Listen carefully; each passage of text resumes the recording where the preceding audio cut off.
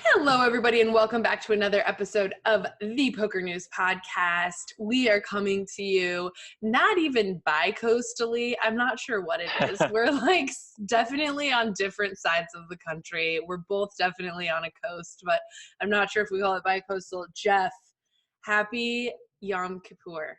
There we go. You got it. Yom Kippur, indeed.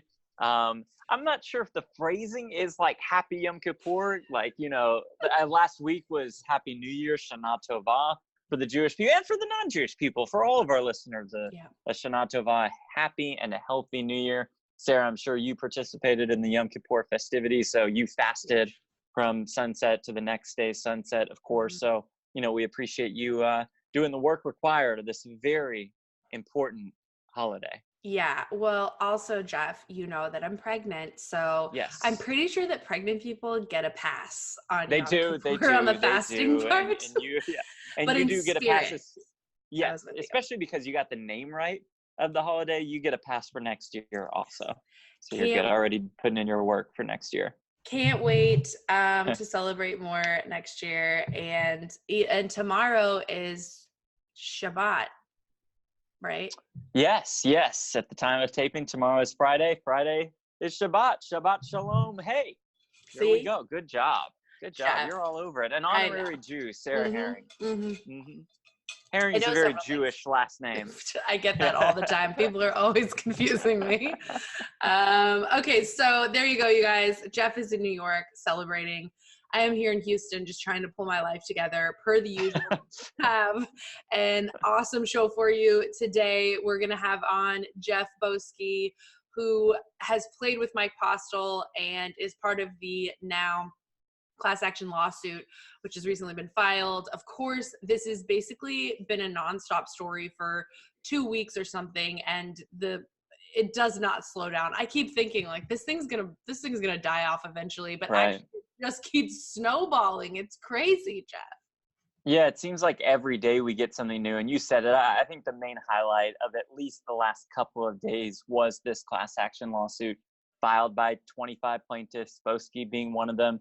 The plaintiffs also include Veronica Brill, the quote-unquote whistleblower, the former employee who raised these accusations that Mike Postle was cheating. The lawsuit comes after Mike Postle. It comes after Stone's Gambling Hall. It comes after a couple of unnamed defendants. It comes after Justin, that Stone's tournament director who we discussed last week. And it comes after him for $10 million. It's Mac Verstandig, a popular attorney in the poker world. Kelly Minkin is one of the attorneys listed on that lawsuit as well. It's a publicly posted document, so if you guys want to check it out yourself, you can go to PokerNews.com. But, the highlights are it's $10 million. There are 9 counts: racketeering, fraud, negligent misrepresentation, negligence, unjust enrichment, negligence, constructive fraud, and libel. I think a really interesting part of this is it names a quote-unquote chief confederate, basically saying, we're suing Postle, we're suing Stones, and we're suing the guy in the back who helped Postle, and we are not listing his name quite yet. Now, I think 2+2 has probably found who this guy is. And again, you can go to the Poker News article. That has a link to the 2+2 speculation. They seem to have narrowed it down. But, Sarah, it's all about this internet investigating. Joey Ingram kicked it off for us after Veronica's tweets, and here we are right now. How about that? A lawsuit in what they say is the largest known cheating scandal in the history of broadcast poker.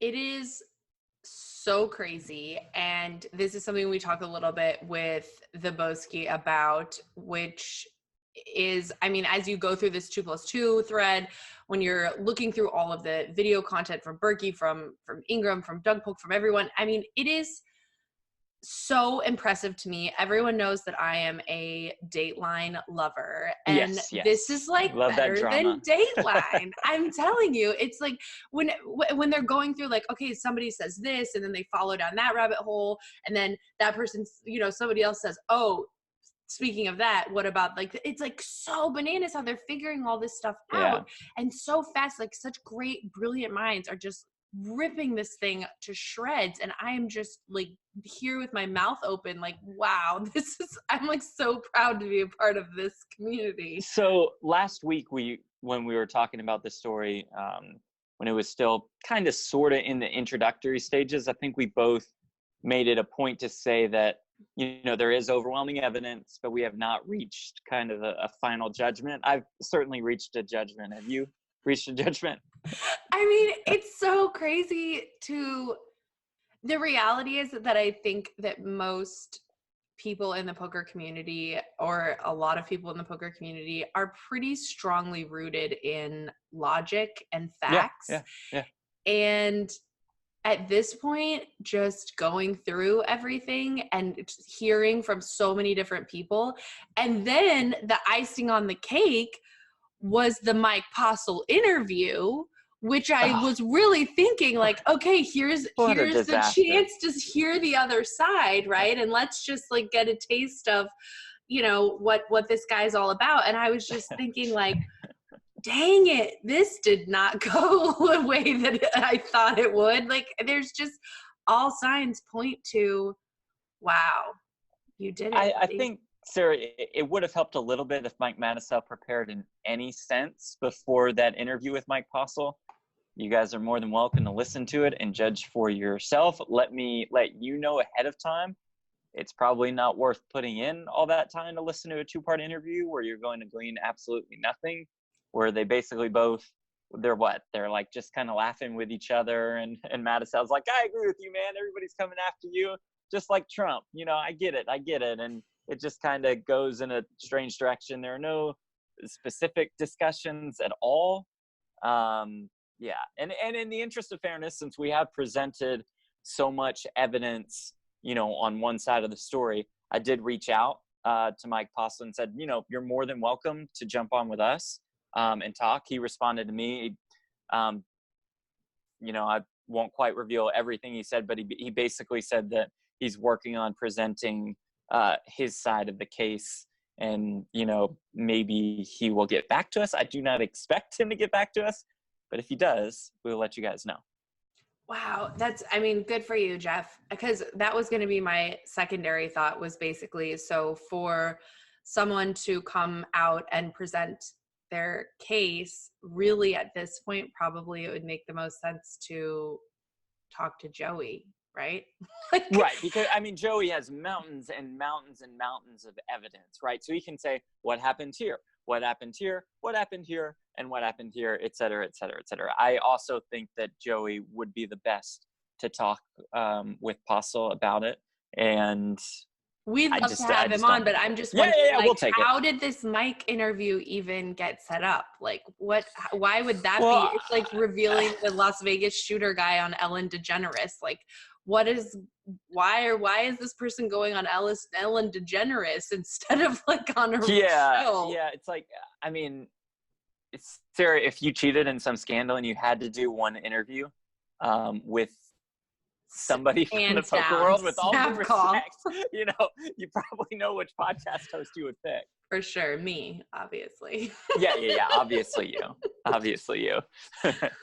Oh my gosh, well, it's so interesting, and I think this unnamed Confederate, I feel like, in the interest of just, okay, so whoever these people are who are also clearly involved, they are in their own hell right now, right? Just waiting and knowing that they be about to get figured out. And I'm just thinking, like, this is its own form of punishment, is just knowing, like, seeing, I'm sure, the hell that Mike Postle is experiencing, and just knowing you're next. Like, it's pure torture, right? It's almost like one of those things where they're probably sitting there and they're like, okay, this is pretty bad, but I hope they don't bring up the 8-6 hand where we change the graphics at the end, and then that comes out, and you're like, damn it. And okay, I hope they don't reveal the part where I came up behind and was messing with a couple of different things that you could see on stream. Nope, they got there also. Okay, yep, I'm screwed.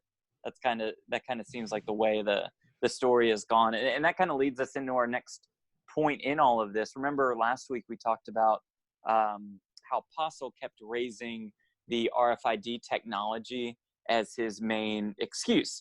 Either you know, the bet sizing was wrong, which, you know, that could be like a human error. Most of the time is, no, the cards are wrong. I had the nuts there. I didn't make some crazy play with 8 high when this guy had just 9 high and $700 behind and a 3-bet shove the river. No, the graphics were wrong. The graphics were the absolute nuts. And we said last week, RFID graphics can certainly make errors, but they don't make that type of errors. It's very hard for it to misread a card and call the ace of diamonds the 8 of spades all of a sudden. It just about never happens unless there's an awfully strange move of the card, the dealer pitches it in the wrong box or something of the sort. So PokerNews reached out to the owners of Poker GFX software, which is behind, you know, the graphics for this show and for Live at the Bike. And the developer said, you know, I've looked at this. I've spent a lot of time thinking about it. Obviously, game integrity is so important to an RFID company. It's just like, listen, these excuses just do not fly. And here's why. Tell us, Jeff, why? Well, it's, you know, there are certain tags embedded in the playing cards. Those tags cannot mess up, like Postle is saying that they can mess up. And it's things like that. It's just, to have any hope of reading a card, an unauthorized reader would have to be well within this range. This doesn't seem plausible given the nature of the suspect play and lack of visual evidence. So would the alleged cheating have happened by putting his own RFID reader somehow, some way onto the table? That's not likely. He goes into the very specific details why, most of which, you know, I can't understand. Obviously, you and me combined understand about 1% of the technology that goes into this kind of RFID software. But I do think that he sums it up well when he says, quote, Poker GFX is designed a bit like a Swiss Army knife. It has to be useful in a wide variety of customer environments, card rooms, production studios, tour operators, training organizations. So it has a lot of functionality that any given customer might never use. There are multiple features that permit viewing a stream in real time while a delayed stream is running. There are legitimate reasons a customer might need to use any one or more of these features, and that they are secure when used correctly. The possibility, though, does exist that they could be subverted in ways that potentially threaten game integrity. And I think what he's referring to is somebody's watching the live cards upstream and sending that information to somebody who is not. And all of that is coming across from the delayed stream, you know, where you eventually see the cards. So for the audience who hasn't seen it and who maybe just listens to podcasts and isn't going to go to 2+2, for example. Yeah. As we talk more and more about the RFID, and you mentioned this 6-9, 8-9 hand. Yeah. Do you want to sort of break down a little bit why this was so telling and how this clearly is an impossibility? Yeah, sure. That's a good idea. We'll boil it down to this. By the time the river card comes, in a fairly sizable pot, Mike Postle has 8 high. His opponents have 9 high. His opponent, one singular opponent, has 9 high. Postle leads the river, maybe seeing that his opponent has just 9 high. His opponent with just 9 high comes in for a bluff, comes in for a big raise, leaving himself just $700 behind, where there's, you know, by this point, maybe $10,000 in the pot or whatever. Like, he's just always calling that last 700 off, unless he has something like 9 high. And Postle shoves with that 8 high. So you're getting called about like 98% of the time. And maybe, sure, it's a little less.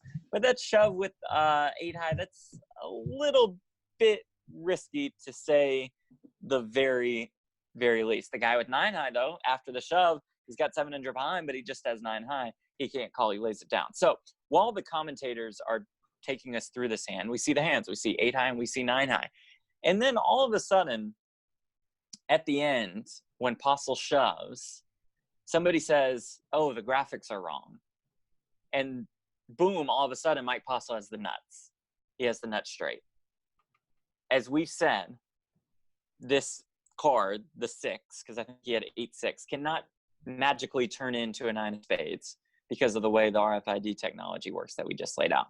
But they said it did turn into the 9 of spades. And not only that, Sarah, but they overrode the graphics to put in that oh, he had the 9-8 of spades. They switched it towards the end. You cannot switch graphics 30 minutes later. You can only switch graphics in the moment, because that's how the stream technology works. So that has to be somebody who's in graphics, who can see the cards, who can see that 8-6 offsuit, who can change it to the 8-9 of spades. Doesn't that certainly lessen our suspects list if we're looking for people who Postle may have corroborated with? And so that was more or less what Seriously Serious, his question was, is there any legitimate reason for the producer to change a card graphics live? If the player couldn't have informed him that they're wrong, how would a producer know that the cards are wrong? And Ryan Feldman, who produces Live at the Bike, said, no reason, no chance. You could maybe sometimes, think that something's off or something seems odd, but that only when you go to a showdown are the cards going to be seen without seeing what the RFID is seeing. So the only then explanation is that somehow this producer knew because the player was telling the producer to change them, or the producer was changing them themselves. Yeah, or the producer thought, this looks crazy. Weird. Yeah, this looks weird. How are we going to explain that? Let's just say he has the nuts. And then boom, then we're fine. And changes it in the moment. Doesn't think about it long term, just panics. Probably panicked in the moment. Again, if this is true, if they were conspiring, if they were cheating, et cetera, et cetera. Big if. Although probably not a big if, but you get the point. So think about that in the moment while you're watching this hand. And you're like, wow, he's going to go for the bluff, quote unquote. That's a bluff that never, ever is a bluff, because how few chips this opponent has behind. So you're like, oh, shit, I need to change this. I need to change this fast. I'll just say the 8 of spades, 9 of spades. Let's just say he has the nuts. This excuse has worked before. It'll work again. Nobody catches on to this. Finally, some people caught on to this. And this is indeed how the poker community has come to determine who they think this Confederate person is. Essentially, this person you can hear on the stream coming over and saying, oh, hey, what's up, Joe? And then Joe says, hey, guys, the graphics are wrong. This is what it actually is. And this is the incredible thing, and this is something I talked to Boski about, is in this day and age where everything is recorded, it is incredibly difficult to smoke and mirror, I think, in situations where this might have been just like a question that someone may have had at some point that would have disappeared. But now with all of this video evidence, and Lord help me, I hope that I said this to Boski, I hope that someone has downloaded everything off of YouTube. Right. Immediately, off of Twitch, off of everywhere. This evidence needs to exist. But that's the crazy thing, is even down to somebody saying this person's name, you can't undo that now. It's been recorded. It's on. And I think I'm sure that person is having a panic. Yeah. And fantastic evidence has been gathered saying, well, when this guy's in the booth, which means he's not in the back, it appears that Postle all of a sudden is not God. And is it a coincidence that, the 5 or 6 times he's been in the booth and Postle has played, that Postle has actually not fared that well? Coincidence? Probably not. This is so sick, because this is basically, so I use Dateline as like a thing that I think people understand or know about, but everybody knows that I am into conspiracies, but mostly because this is what is so amazing to me about human beings, is when you really can go through all of this evidence, when you can find videos, when you can find photographs, when there's cell phone evidence, when people's interviews aren't deleted anymore. I mean, it really is incredible to watch these, what do we call them, like armchair detectives or sleuths or whatever. When you really dedicate time, I think sometimes better than real detectives are just people who care about and know about what's happening. I mean, imagine you call the police and say you think this guy's cheating. I mean, you're never getting this investigation, never. But you put people who have a vested interest in their community and who have a vested interest in the sort of, I think, both emotional and also fiduciary losses that have come from this. And here we go.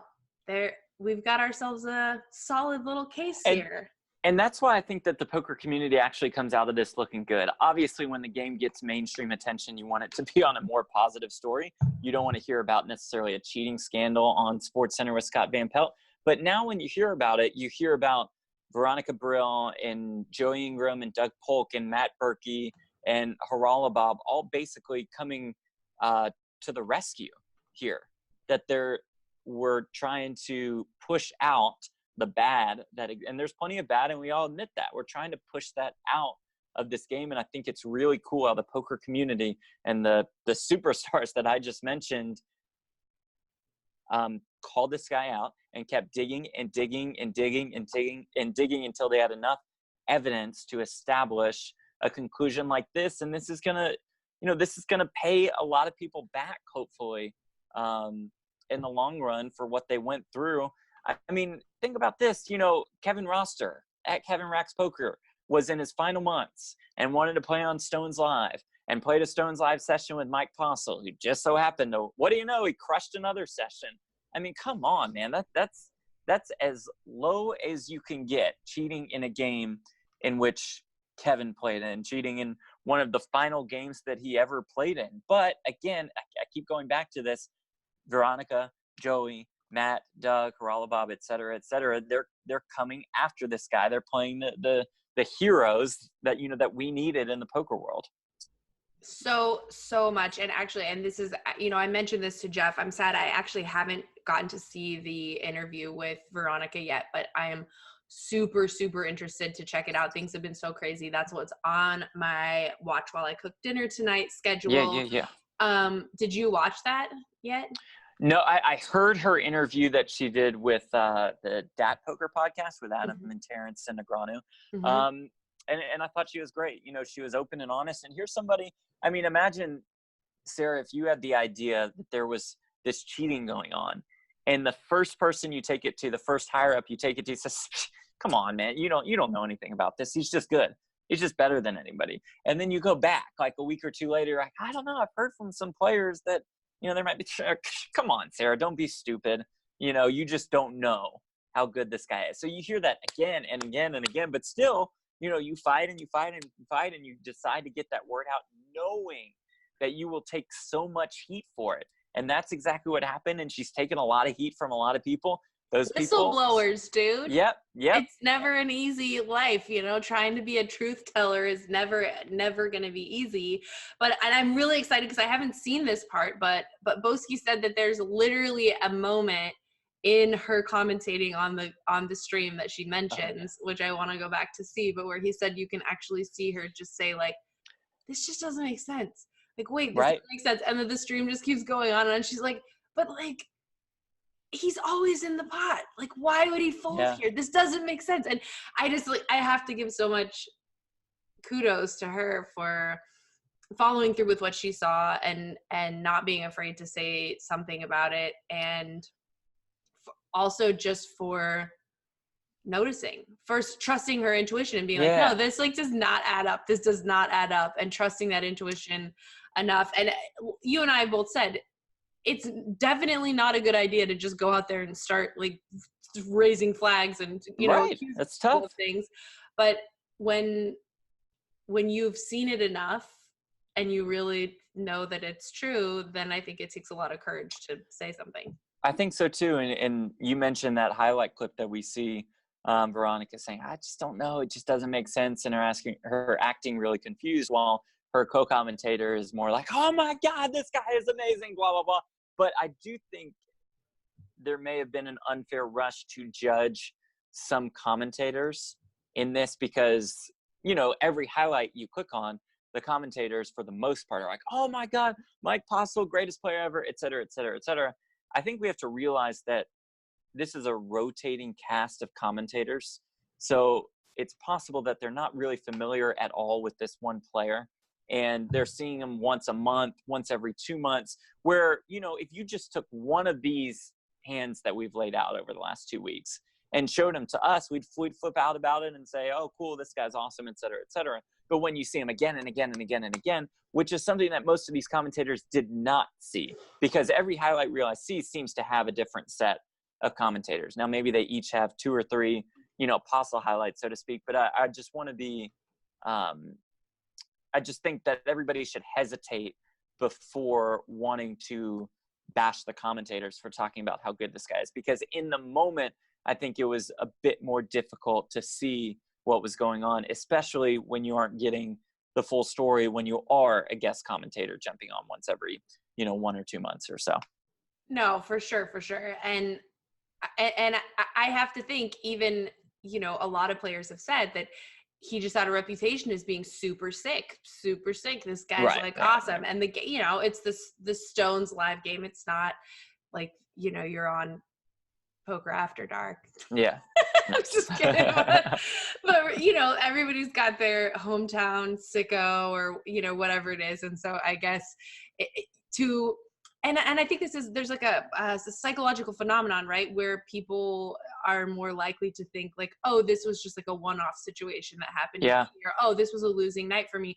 Everybody tends to internalize their own experience as if that's, like the unique experience. Oh, this was just what happened. But really, when you compile it and put it all together, it's like, oh, okay, actually what your unique experience happened happened to everyone. And should we just I mostly talked to Boski all about. Yeah, let's do it then. Should we just let's go to Boski and then come back and talk more drama? Love it. Okay, so let's go to poker vlogger, cash game player, content creator. He's I don't know if they call him pros now. He represents ACR. He's one of my fave vloggers, actually, because he just tells it like it is. The man that is Jeff Boski. All right, everybody. Well, if you think you have heard all you can hear about the Mike Postle scandal, you definitely cannot. There is always more to be had, more to be heard from. And we are with my man, Jeff Boski, who is deeply ingrained in what is about to come up here. He's part of the lawsuit. We've got some hands that he played with Mike, and he, in fact, is going to be donating half of his settlement. So we're going to talk a little bit about that as well. But Jeff, you've been on the show before. I think most of my listeners should already know lots about you and know who you are. But let's talk a little bit about this. This action happened at Stones Live, obviously, right? So what's your familiarity with Stones Live? Are you going out to play cash games out there on the reg? About 2 years ago, Stones contacted me and 8 other poker vloggers to have a vlogger meetup game on the live stream. Andrew Nemi, Brad Owen, everybody joined. It's a great time. They paid for our food, our hotel, flight. So, it was a win-win for them and us. So nothing but good things to say about Stones. Justin has been very accommodating to me over the years. Very nice guy, seemingly. And the last time I went was 4 months ago. They had a tournament series going on. I said I wanted to, play the tournament for their main event and possibly do some commentary because, I might want to get into commentary at some point, a little practice. And they said, yeah, sure, no problem. And looking back, I even looked at the messages that Justin Creatus, aka JFK, sent me just to see if there's anything malicious about it, anything that might be fishy. And I just really didn't see anything. It wasn't predatory, oh, you got to come play with Mike Postle, easy money, or, true, the game was very juicy, other than Mike Postle and Chris Moneymaker. The rest of the players were very recreational. So I was happy to be invited to such a game, but in the end, some other stuff happened. Well, we'll get a little bit deeper into, some of the hands specifically. And we've talked actually on the show last week about some of the hands that have, gone on that people are just totally shocked to see go down the way that they've gone down, or decisions and calls. But you mentioned, so you were just recently on a local Las Vegas news program, and you mentioned on the program there that some locals before you had started the game had mentioned to you hey, stay away from this Mike guy because he's like a god. Yeah, it was, I've never experienced something like this before. I was just playing 1-3 at the Stones Casino before the 2-5-10 big game live stream was about to start with Moneymaker and Postle. And I never even heard of this guy, Mike Postle. whatever. But it was just very strange how all the locals at the table, when JFK came over to say, okay, you're in the live stream game, good luck, see you in an hour or whatever, buy-in's 1,000, buy up to the table maximum. And like every local at the table just looked at me and said, you're playing with Mike Postle?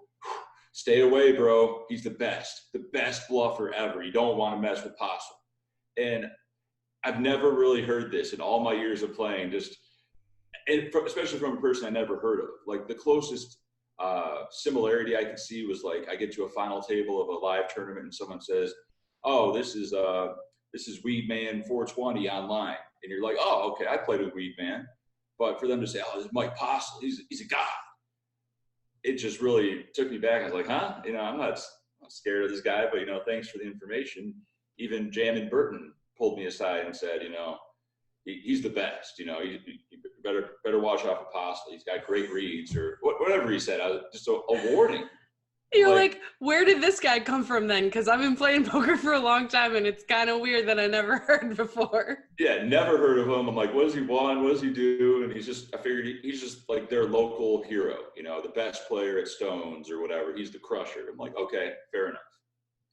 So you get this little speech beforehand, watch out for him, but there was no sense, you never got any sense, or no one ever said anything like, yeah, it might be a little sketchy or weird, like how good he's doing. It was more just like, oh, he's like Phil Ivey, or what, he's the Phil Ivey of the Stones card room. Yeah, there was never any specific mention of cheating, or else I would have just really been on the lookout for that, or just been very weary of even playing with him in the first place, or questioned the production crew or something. I would have looked into it. But yeah, no mention of that. Just, he's the best. Good luck. And I remember even some of the locals said, I said, what makes him so good? And they just said, he's just really lucky. And I was like, well, you can't just be continuously lucky. Like, what? That doesn't make statistical sense. Yeah. And so the first session was half PLO, half no limit, which is just a great game. I think it was 2-5-10 with the blinds, with a straddle. And Big Hand came up. I don't know if you want to talk about it or bring it up or. Yeah. So I'll share the screen so you can kind of see where we are. You got the clip at 3 minutes or 3 hours and 2 minutes? I think I have it at 3 and 4. I'll go back. Oh, 3 or 4. That's it, yeah. I think that's what it is. And I'm going to do it without sound so you can kind of walk us through. Don't put on the sound. And here we go. Oh yeah, I love it when they're talking that too. Mike Postle, so much experience. He's so good. Yeah, it's kind of eerie, some of the things they say, taken into context with what we know now. Yes. All right. Can you see what's happening? Yep. So 2-5-10.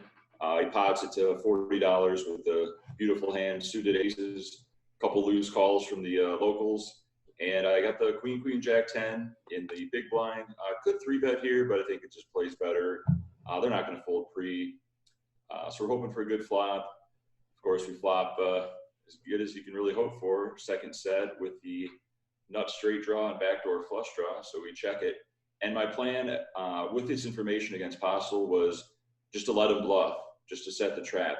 Everybody says super aggressive, so obviously check to him.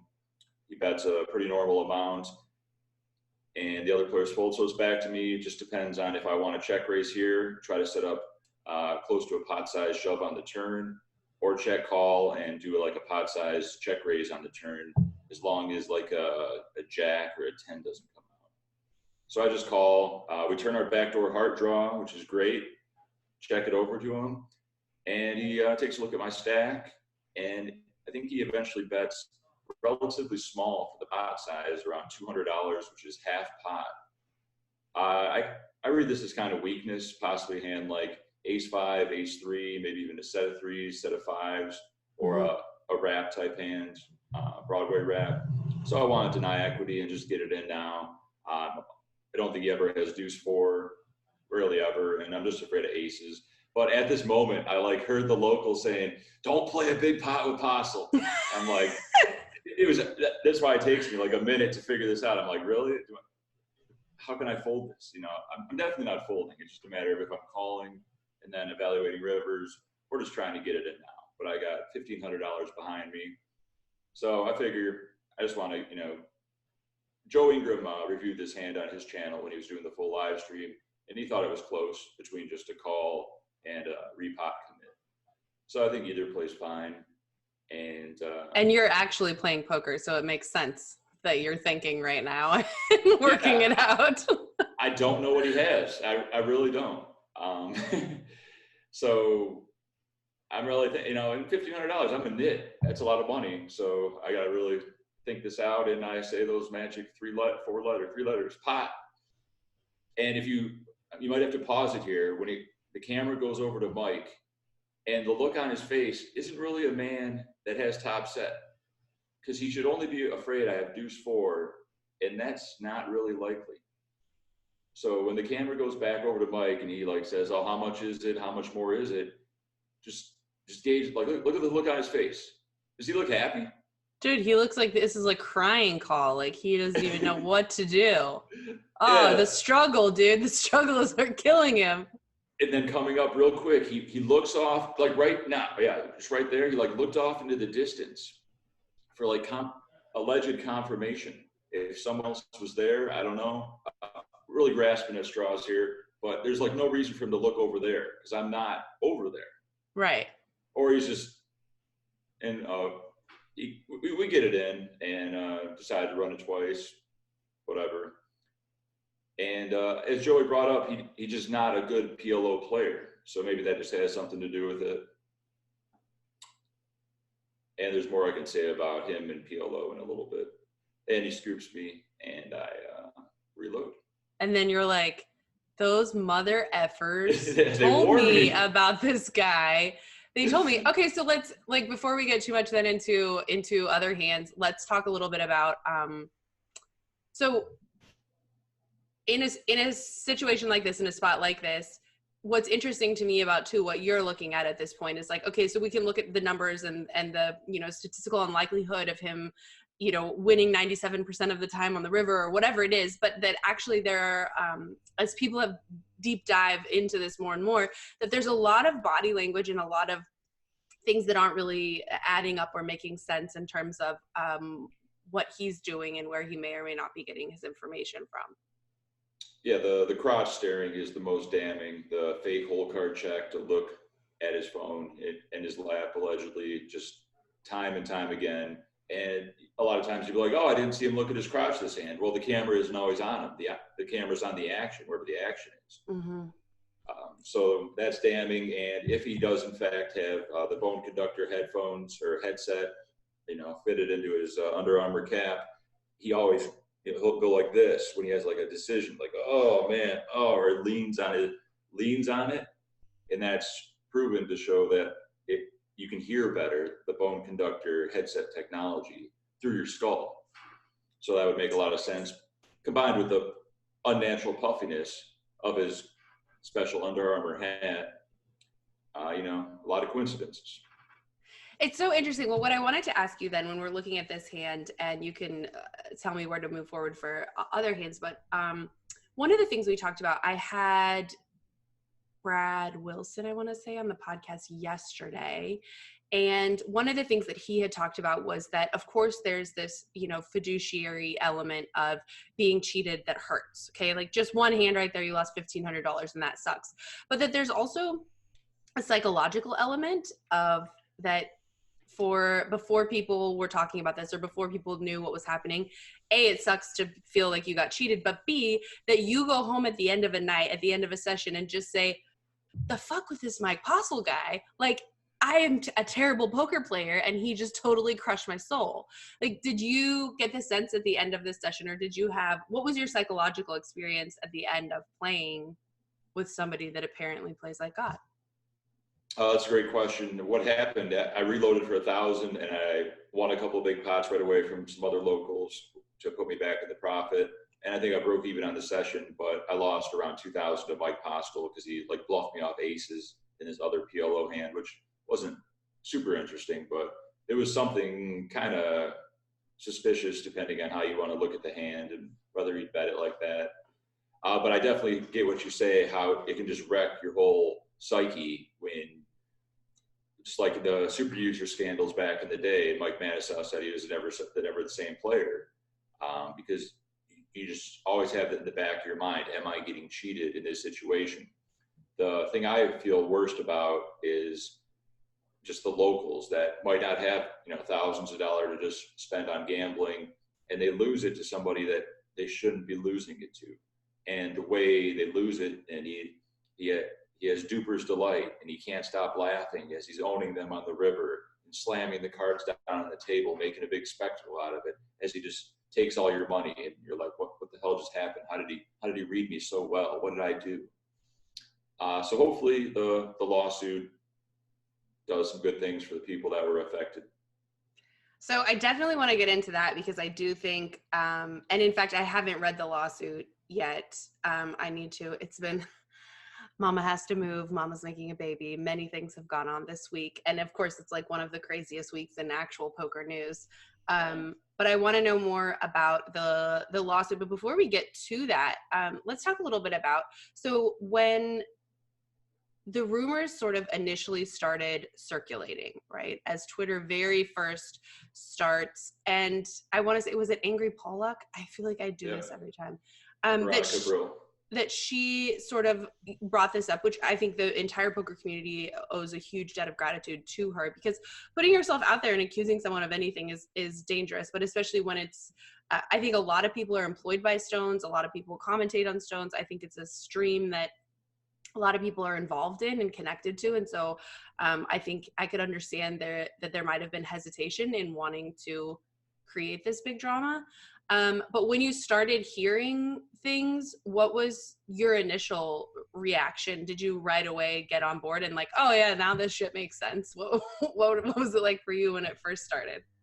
Not immediately. I wanted to look over all the hands I played, because all the live streams are still on Stone's Live Poker on YouTube. So I just went over the 2 4-hour streams I played with Mike Postle and just tried to figure out if anything fishy went on.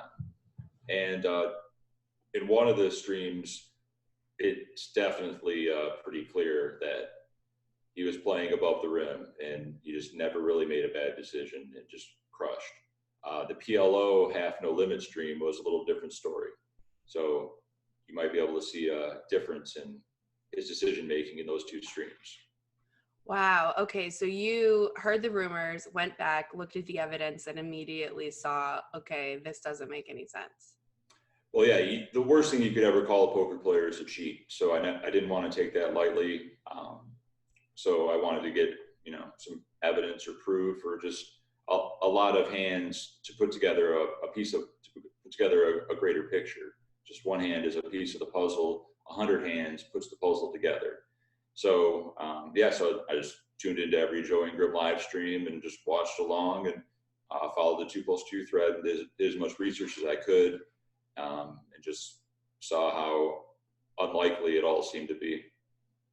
So you had sort of a similar reaction. I remember seeing on Chris Moneymaker's Twitter, who we see was at the table with you this one particular night, and he said, I don't want to make a judgment call until we know for sure. I'd like to see a little more information. And I think as more information has come out, it's become infinitely more clear or more likely. So the natural progression and evolution, I think, was, if I remember correctly, that Stones more or less initially just wanted to shut it down and said, like, we've already looked into this. It's not a thing. Don't worry about it. Yeah, they did. I think they did another investigation. Just, nothing to see here. Like, yeah, okay. What happened? No details? Okay. You said everything's good. Right. And I think as we all, and this is something I spoke with my guest about yesterday also, the poker community is incredibly sharp, and their job is more or less to be super detail oriented people. So things don't get by. And I think, as we've seen in the last 2 weeks, a lot has come to light. Now, this lawsuit is something that I, for one, am really surprised and really excited to see, just to showcase that there are some ways, I think, to come together and use the legal system, hopefully to support the people who aren't cheating. But talk to me a little bit about your involvement in the lawsuit and on what grounds, you guys are able to even do this at this point. I was surprised at the speed of it all. Veronica Brill tweeted out, hey, if you guys want to be involved in the lawsuit, class action lawsuit, contact Mark Verstandig on Twitter, and you can, if you played with Postle, you can be in it. So I contacted them. They were quick and sent me all the documents. I signed them, and now it's like 36 pages, which the Channel 13 local news reporter had, fully highlighted all the key points when he interviewed me last night. It's pretty crazy, but, I'm glad to see the poker community has come together to, address the issue and hopefully prevent it in the future. The numbers are $10 million to $30 million class action lawsuit. That might seem like a lot of money, but I don't know anything about how the law works and lawsuits and stuff, but apparently there's no chance we'll really ever get that much. But it just comes to negotiations and stuff like that.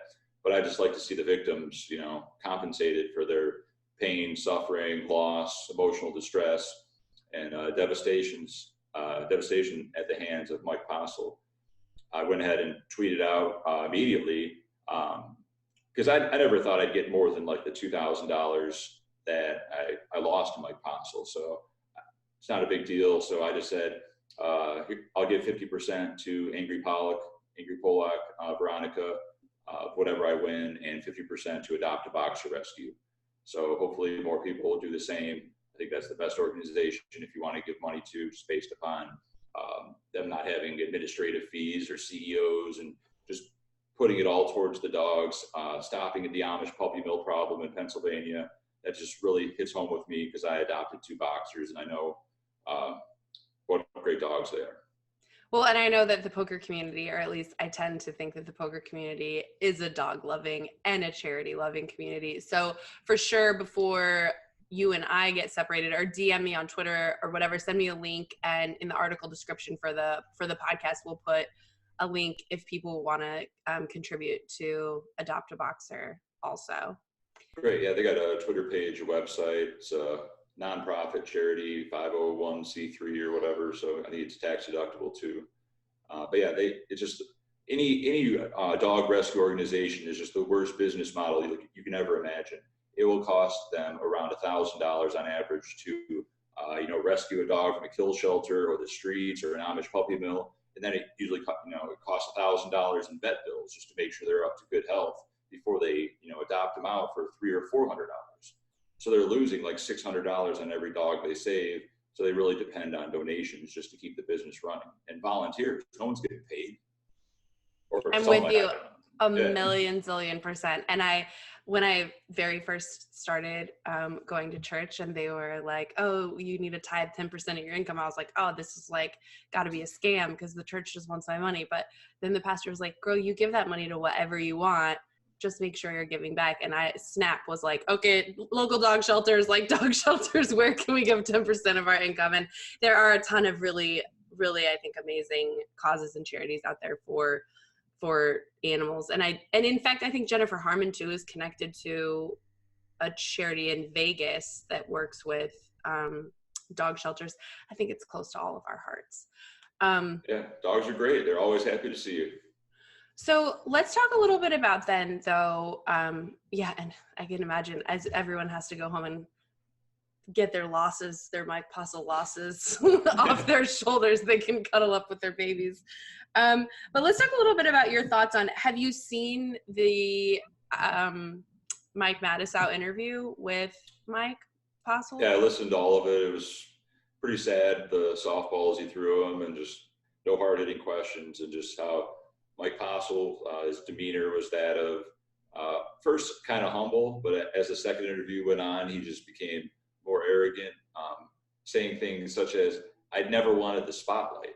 How can you not want the spotlight when you're the star of the show? They got 10 different memes they flash on showing you as Jesus or the devil, or they call you the apostle, like you're a mythical, religious God.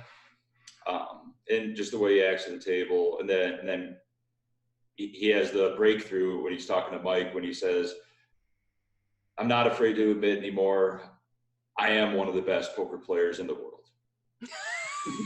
Yes. What? Okay. Glad we got that out of the way. Good thing we got that covered. I know it's hard. It's hard to admit that. Like, Yeah. Thanks for coming clean. Wow. Okay. Wow. That's amazing. And I mean, I obviously as an interviewer, I can understand frequently I shouldn't say frequently. A lot of times when you get interviews that other people are trying to get, they will say, don't ask me this. I don't want to answer this. Or I can understand, it may or may not have been a really tough spot for Mike, but either way, Mike Postle still didn't, I think, come off particularly well, even with softball questions. Yeah. He also claimed that he was the biggest winner in ultimate bet history, which says a lot because I believe Carlette Freeman won $7 million. With or without the super using scandal there. So, I was gonna say, but also, like, really, do you want to tie your name to another like giant scandal while we're at it? Maybe it's like, we should just pump the brakes a little bit on just jumping on board with every other. Okay, that's crazy. But I haven't actually seen Veronica. I know she was just on with Joey, was it? Last night, yeah. Last night. So I didn't see that. Did you see that? And if so, like, am I missing anything? Like, bring me up to speed. What's the latest? Yeah, I saw the first half of it. She just goes on about how her concerns were initially because she was in the booth so much, seeing him win so much. They showed the famous clip where she's with Justin Kelly and Postle, I believe, folds the Queen Jack to Marley's Queen 10 on the Jack high board. And Justin Kelly says, wow, what a great fold by Postle. And Veronica just stops and she goes, this doesn't seem right. What's going on here? It doesn't add up. He plays so many hands. Why would he fold here? And you can just see the moment in time. And she even says, I don't get it. I just don't get it. What is this? And Justin Kelly doesn't really address her. He just goes on, hyping up Postle. And that was like the moment, and that made her reach out to other people and say, I just think something's going wrong here. And she talks about her suspicions, also her not wanting him to play in her Veronica and Friends game because she thinks he was cheating and doesn't want him in the game. It gives me goosebumps when I think, because really when you have those moments where your intuition is signaling you like, this is wrong, something's wrong. And then everyone just says like, nah, it's fine. Keep it going. But that she followed that intuition and trusted that intuition enough even to like put herself out there is just, I have a lot of respect. It's really, really pretty bossy. Yeah, and she feared the backlash of, falsely accusing someone, and she got it so a lot of horrible messages she posted on her Twitter timeline from some girl that was a dealer there that said just horrible things. I mean, I don't even want to bring up like what was said, but I think those tweets are deleted now. But it's a great thing she did, and it's gonna get a lot of people back a lot of money, hopefully. And so did she mention, because my initial question mark was in the first article that I read, it said that she still had a relationship with Stones Live. And so I thought, well, this is probably going to sour that relationship really regardless of whether she's right or wrong. So has she talked at all about what's happened with Stones or where Stones is standing now, especially in light of the lawsuit? I think she was kind of getting done, from what I picked up on the Joe Ingram interview, was she was kind of done driving to Stones all the time and doing the commentary. So although she was, I guess, officially employed by them, I guess she's no longer with the company.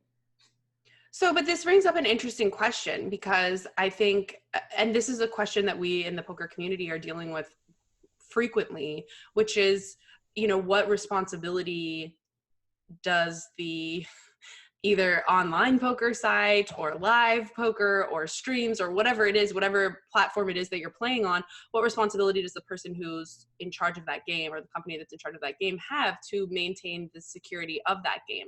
So what do you think this does for Stones as a brand? And then also, furthermore, what does it do for live streaming cash games as a whole?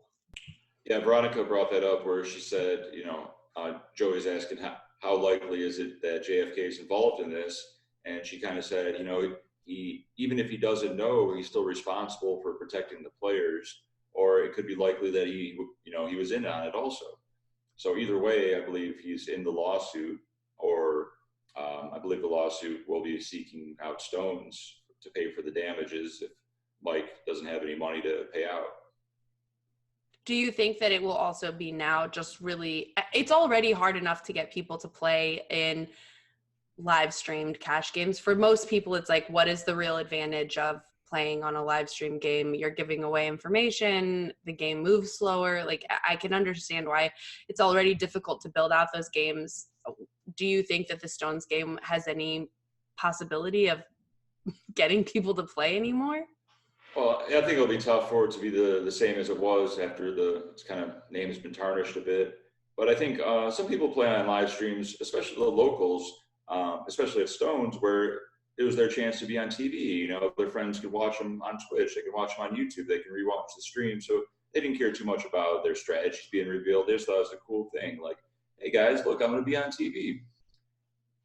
But as far as, that's one thing that I kind of covered with the reporter yesterday, is how this will affect live stream games in Las Vegas.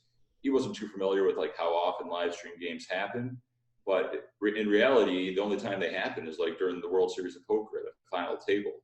So the general public shouldn't be afraid to be playing poker, because RFID cards aren't just going to be slipped into your local 2-5 game, and you're not going to have, no one's going to have that information. So this is a very unique situation, and I think it's good that a precedent has been established that, you know, we're going to catch people that do wrong and make them pay in the court of law.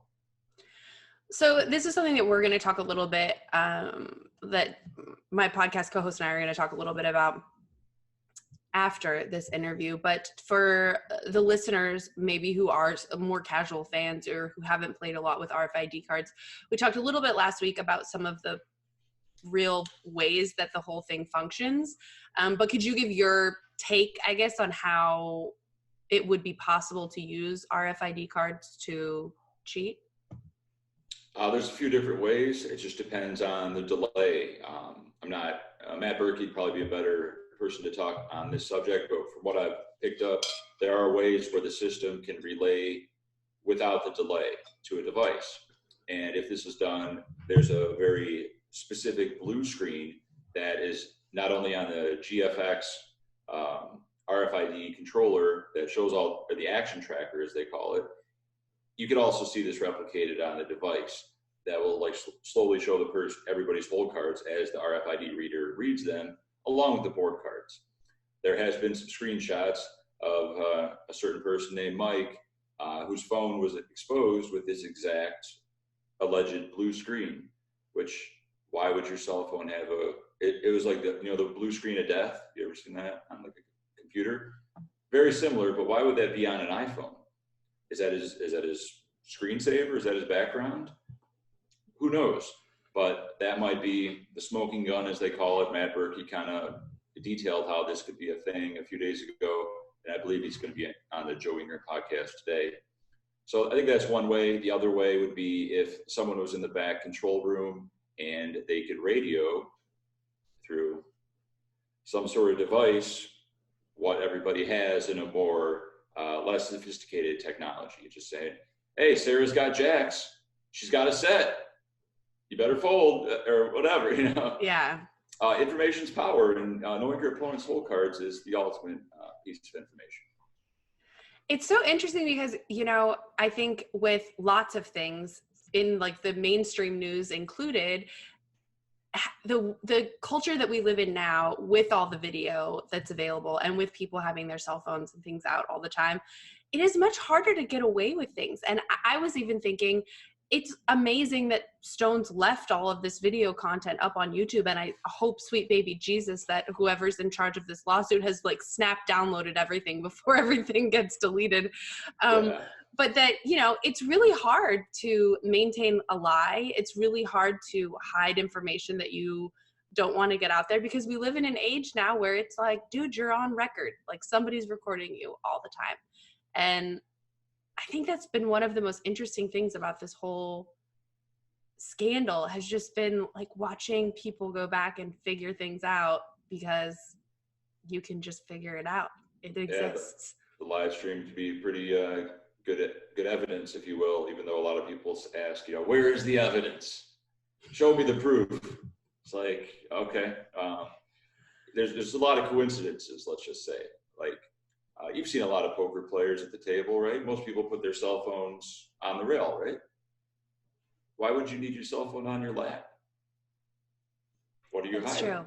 It is true. And then when you look at on the table, everybody who does have their phone out, it's like sitting at the dinner table. Like, you put it next to you, which is terrible, but that's the world we live in now, guys. Like, we know that. People are addicted to their cell phones. Yeah. So you're frequently checking it. Why would it be under the table? I mean, are you cheating on your wife? You're watching some, some porn or a special sporting event? What's going on down there?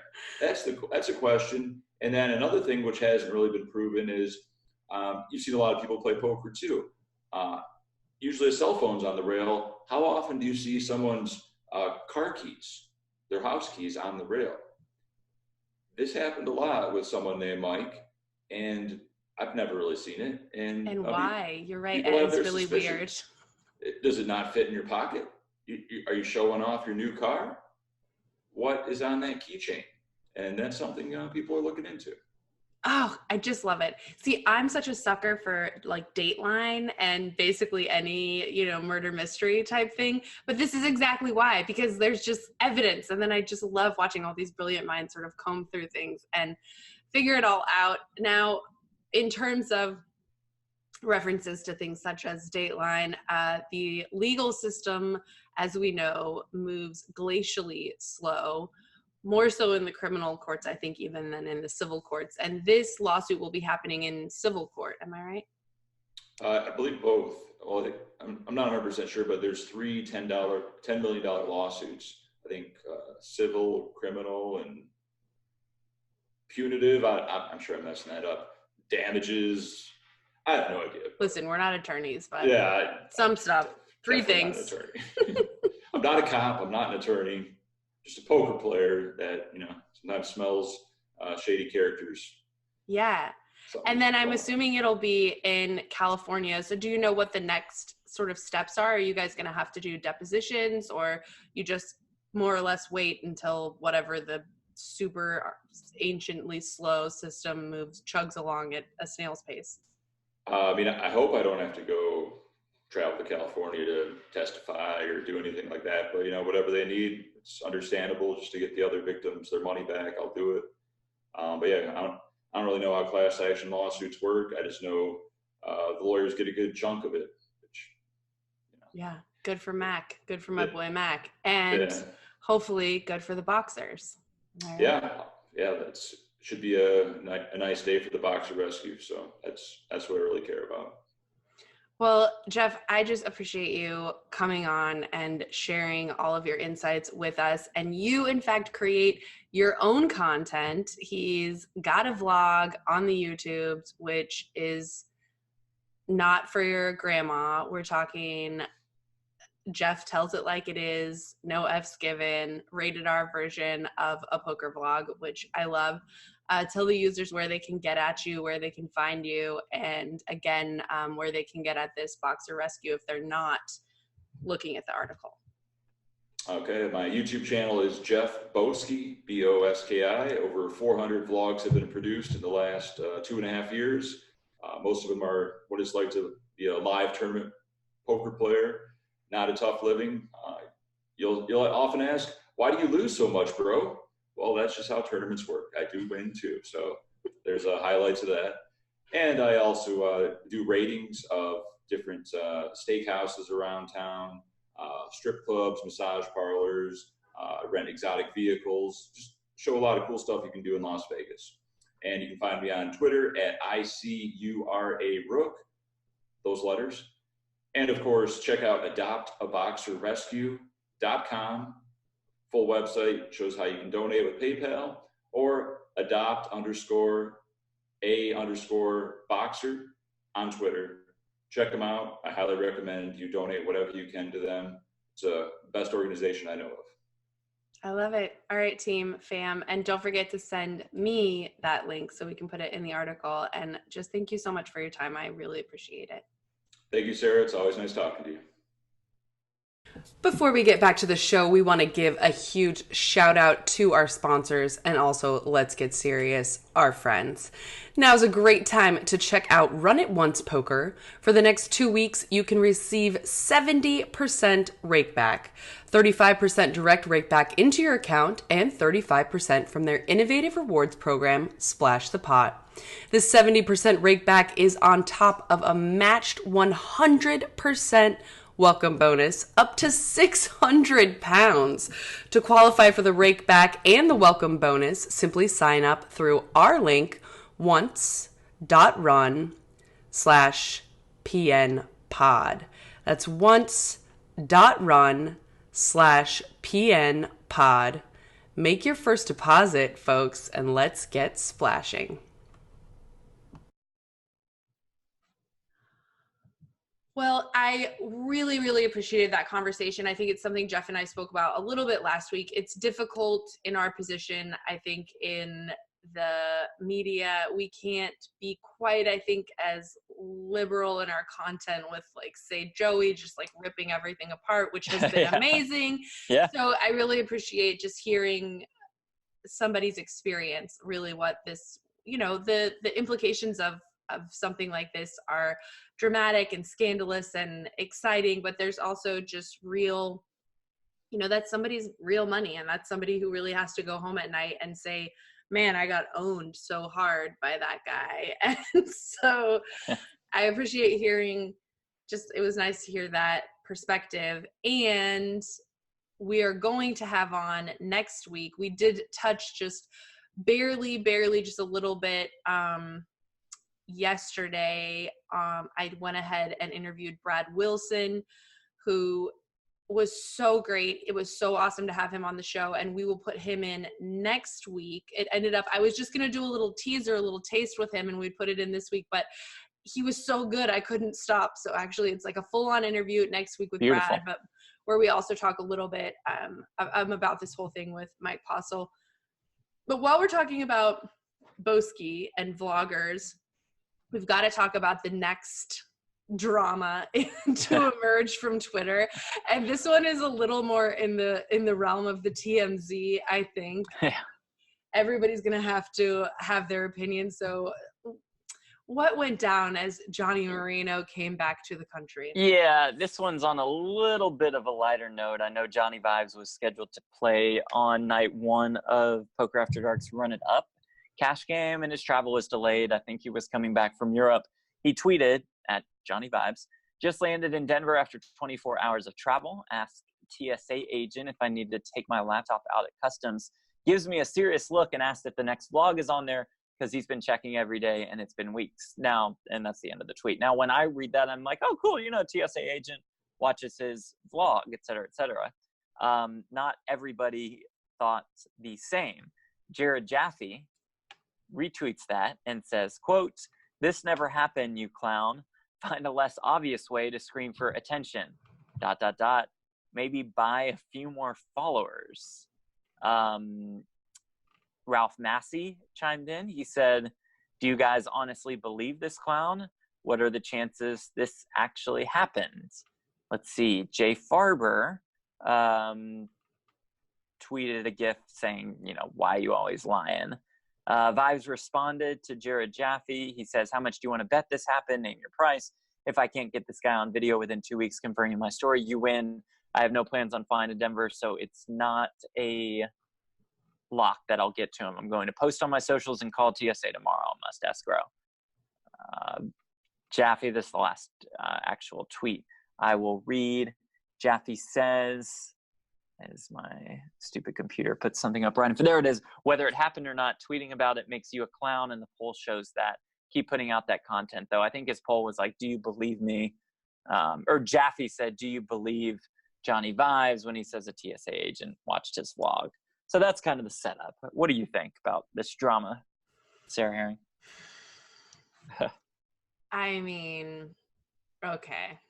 So I have a couple of feelings about this thing, and I think I should probably try to keep, I love Johnny. right? Sorry, can I cut you off just because I forgot to include one thing that the article was just updated with? Yeah, this is the big clincher. Yeah, Johnny tweeted a video with a message from that Denver TSA agent, effectively confirming his story. But go ahead. Sorry to cut you off. Just felt that was important to throw in there. Yeah, that was, but it's interesting, I think, because what my general sense is that really it doesn't matter whether that happened or not, right? Which is what Jared's final thing is like whether or not this happens, like the fact that you tweeted out makes you like ridiculous. And I just have okay. So on the one hand, I actually like personally have a lot of affection for Johnny Vibes, and also known as Tony Moreno, who I used to know him more as. And I think he's genuinely a really good person. And I think he is genuinely somebody who is trying to do something good for the poker community. That being said, I also can understand why so many players have such a like gross reaction, I think, to the way that he conducts himself sort of, or the way that he is. And I have definitely heard plenty of people saying that he's like obsessed with this, like trying to be famous or being famous kind of thing. And I would say most of the time, you know, when there's smoke, there's fire. But on the other side, I would say that, so I think I used to be like kind of more nasty at Lynn about this. So I would always be like at Lynn, like, oh, your fucking social media is like rainbows and butterflies and like, oh, everything's so great all the time. And I was like, dude, like, you're just not real and it sucks. And I hate that people like that. That's what people really want. And so there's also this sort of extra element, which is I think the meta, which is the guys who are calling him out are also these guys who are kind of sarcastic and shitty, and which I think I more naturally relate to. And I think people who are like that, I think generally find this like, everything is wonderful, look at how great my marketing and social media life is. I think there's something that really like gets at us when we see people like that and we see them being successful. So I also would say that like, it's kind of nasty to be calling Johnny out like that. It's not really accomplishing anything.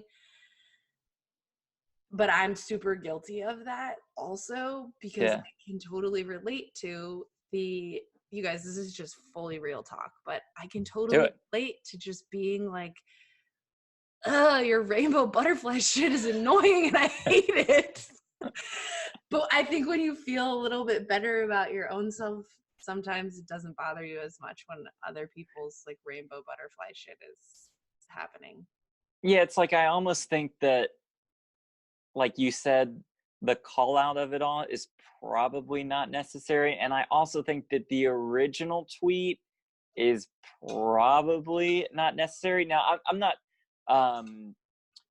not familiar with really any vloggers. I know their name. I don't really watch vlogs. It's nothing against them. They put in, you know, more work than anybody in putting out this content. And I know that some of it is awesome. It's just not stuff that I watch. And I understand, you know, you want to build your brand. Of course, you want to quote unquote look cool to all of your followers.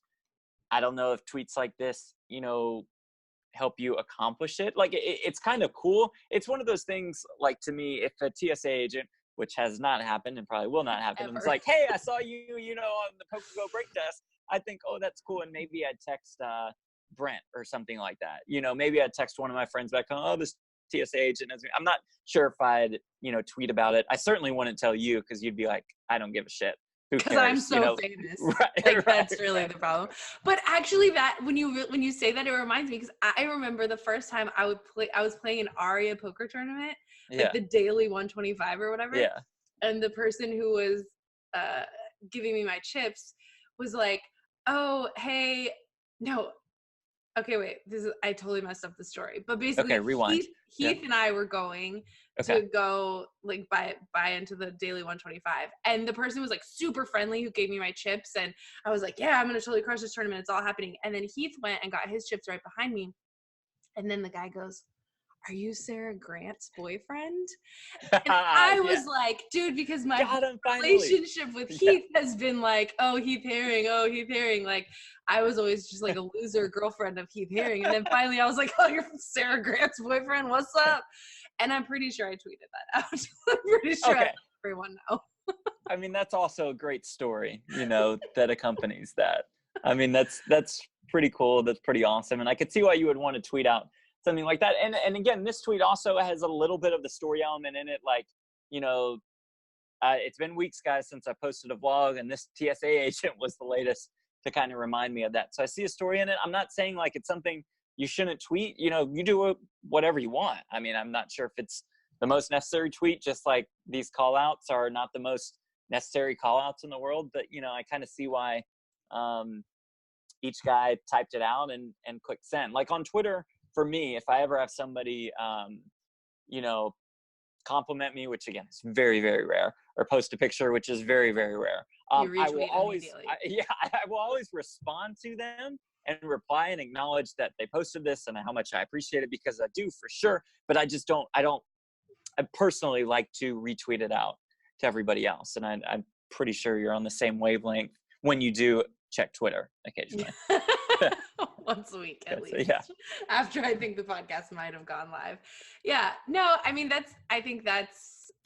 I'm like fully on board with the whole thing. And I do think it's an interesting, I don't know if the word would be relative fame.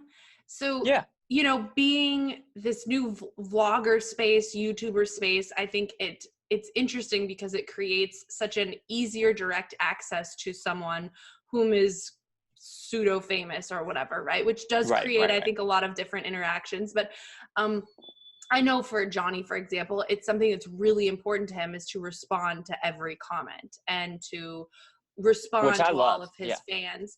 Yeah, but I also think if you just have to look at the amount of hours that any one person has in a day or how much time they have to do anything, if that is such a priority to you, your world is going to get smaller and smaller probably in terms of your actual real world, right? So then it does become more and more insulated where you're mostly then dealing with people who are your fans. And so I could also see how when you start to think that that's like what the world looks like, or that's because that's the world that you're mostly inundated with, that it seems normal, or it seems like this is what my fans would want to hear. So you put it out there, and then it's like, well, what your fans want to hear and what, you know, your haters want to hear is probably always going to be different things. But I do think it's something to consider. You know, I think that there's probably some people who have had some experience with this at this point in figuring out how to balance being that personality and being accessible and approachable, but also making sure to, you know, maintain your other kind of life and relationships. And we're certainly not experts at this, but I do think the vlogging space is something that a lot of people are having to, you know, navigate. Yeah. I almost said Christopher Columbus style, but I'm sure that would piss a lot of people off. So it's like, I think this is a thing that we're having to navigate in this decade that 50 years from now, people will have a much better clue about how to do, where this is kind of the Wild West for these guys. Yeah, it's just different. Like you said, we're not experts at this. I mean, despite both being, of course, very famous, you know, we are not experts at the vlogger landscape. But no, I think you summed it up perfectly. And speaking of rainbows and butterflies and people who are nasty little bitches to their super nice, amazing friends, Lynn Gilmartin, there she is, who I so love, guys, by the way. And this was a dark period in my life when I was being so nasty to her. But Lynn Gilmartin was recently down under because the WPT went to Australia. This is an inaugural event, and seems like things just went off like bananas, fire, crazy town. Yeah, unbelievable. More than 3,000 entries over their 11 days of this WPT Australia festival. The main event draws 658 entries to create a prize pool of almost 1.5 million Australian dollars, more than 1 million USD. And that's a massive success. That's a big enough success to where they had to split up the start times of day 2 because the crowd was so overwhelming, which is awesome. Everything I saw on Lynn's Instagram made it look like just an absolutely amazing success, a massive turnout. Very happy for her, very happy for the World Poker Tour. This is an important stop. And I think Angelica Hale, Vice President of Global Tour Management, told us this on the podcast months ago, that Australia was very important to pinpoint as a stop on the tour in the upcoming year. And she was able to get that done. And again, just what a successful turnout at the Star Gold Coast. And I have to just think, it's the same really where we've seen live events just crushing in the US, crushing in Europe, but I think especially in these places where online poker has been ripped from the hearts of people who love poker, there's really a need and a gap and a desire to play and have places to play and to win tournaments. And so I think going in and creating a filling the void rather where there is one left by online poker exiting Australia, I think it's a huge kudos to the WPT for jumping in. And also, like, I feel like everyone just loves Aussie Millions is pretty much notoriously everyone's favorite stop. Everybody loves Aussie Millions. Going to Australia for whatever reason, I think, is on a lot of people's bucket list. I, for one, think Australia can just suck a fatty, but everyone else seems to really love it. So I'm really happy for them. And I know Lynn was really happy to be in her hometown and doing her job there. I think it's kind of like a dream come true. Yeah, she seemed thrilled. And I mean, we should probably say who won. Hari Varma took down the main event from us, 275K Australian dollars. Joe Hasham finished in 16th. And Shane Warne, the cricket legend from Australia, it's a huge rail for him. He ended up going out on 12th. So pretty cool to see both him and Hasham make deep runs in the first WPT Australia main. Yeah, it's so funny because I've been at plenty of events where Shane Warne is, and I'm from America, so I don't know shit about cricket. You don't know cricket? Yeah, and like could care less, but it's so crazy. It's so funny when you see, again, like we talk about the relativity of fame, right? Because I'm just like, oh, this guy, he apparently plays a sport I don't even understand. Like, I don't know anything about it. And people are like, can I get a picture? And like everywhere, just like going crazy. So I'm sure that was quite the spectacle to be had.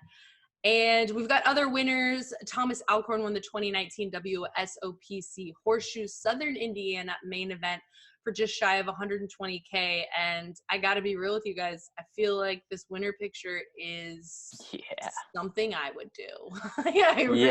This kind of looks like a Sarah Herring type pick with the wide open, crazy eyes, flashing the winning hand. And I mean, this guy's on fire. He takes this down. He finishes in 3rd at the Harris Cherokee main event. He finished 11th in the Seminole Coconut Creek main event. Finished in 26th at the Ameristar St. Charles main event. He's 4 for 4 in cashing World Series of Poker circuit main events in the last month. And this was his first WSOPC championship ring, more than $117,000. He says he plays with the old style of poker that they had back in the 2000s. He does way less bluffs than all the players nowadays. And because all the players are used to each other doing that, I'm going to get calls by weekends when I'm betting a monster. That is the way to play Thomas Alcorn. Don't bluff. Bet when you have it. They always call. You always win. Dude. Easy game. That's my strategy. I feel like he just took it from Sarah. Yep. Tell him exactly what you have. When you have a good hand, go, I have a good hand, I'll raise. And just. And they call. You stack them, and you get to take a crazy winner's picture at the end. I love it. And that's something I really hope they bring video coverage back to the World Series of Poker circuits, because I want to go to the circuit events. Do you hear that, Seth, Ty? I don't know who's in charge over there, but I want to go to these circuit events. I want to meet these guys. They sound like people I can get behind. And also, another event that I really want to go to that I ended up not being able to because I committed to this HPT instead, which I'm also very excited about. But the RunGood Poker Series, you got me all excited about the RunGood Poker Series thing with the Showtime, right? Or something like this. Yeah, Showtime was cool. Showtime was the theme. And I think the theme now this season is Game 7.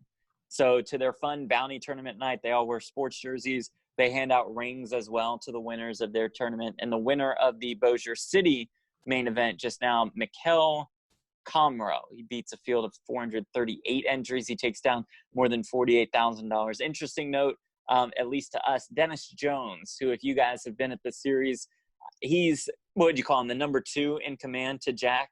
Like when they need a ruling, they'll go to somebody on the floor. When that guy needs to go get somebody, maybe he gets Charlie or something. And when that guy goes and gets somebody, it's Dennis.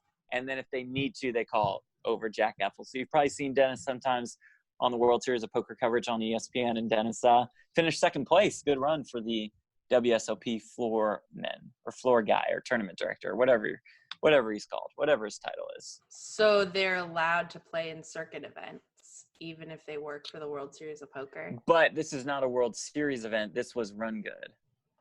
Oh, that's right. To your I was point, thinking though, circuits still. To your point, though, video coverage does absolutely need to come back to the World Series of Poker circuit, because you standing there with this Thomas Alcorn guy, both, having a glass of wine, obviously post-pregnancy, and just kind of enjoying life in Southern Indiana. I'd pay to see that. You could charge a subscription fee just for the circuit event interviews. I'm with you. And we could take multiple pictures together where I would be not classy or cute at all. Or in Australia. That exactly. And that is what Americans want to see. Okay. Oh, Jeff. Well, this has been quite a day, quite the podcast. I am just completely taken aback by all of the work that the poker community has done in the last little bit. And in fact, I think while I was recording with Boski earlier, Matt Berkey was live on Doug Polk. I think Berkey's gone through all kinds of the technical elements of everything going on. Yeah. And I'm definitely looking forward to checking that out. What do you have on your plate now? Partying? That is a good question. Yeah, partying, of course. You know me, just this massive rager out on the strip in Las Vegas. I'm going to do one day of fill-in work for Mr. David Tuckman at the World Series of Poker Europe main event. We'll do the broadcasting from Vegas for that. And then I think in a couple weeks, I'm going to go to WPT Montreal and try to win that big Wrestlers Championship belt, because that looks cool, right? I definitely think that that's something that you need to add to your list of accolades. Yeah. Super rich. Famous commentator. Yeah, it's not for the money. Yeah, it's just for the belt. Yeah, very famous. A lot of pictures. Just for the glory, you guys. It's all about the glory. For the glory. And then, of course, Poker Masters coming up at the beginning of November. So get fired up for that one. You're a busy guy, Jeff. You're just taking over. And trying. I'm happy to leave this in your hands. All right, guys. Well, per the usual, hit us up on the Twitters at Jeff Platt or at Auntie Chardonnay. If you do say something complimentary to us, we will probably not retweet it, but we will definitely heart it. Maybe a week after, but definitely really a week do. after if you're Sarah. Yeah, Sarah. We really appreciate it all, and actually, some of our guests, really some of my favorite guests in the last couple of months have come from recommendations from people who got into the DM. And so I really do appreciate that, you guys. Anything you have, stories, guests, whatever you want to get at us with, it's at Auntie Chardonnay and at Jeff Platt. And we will just catch you guys on the flip. Deuces.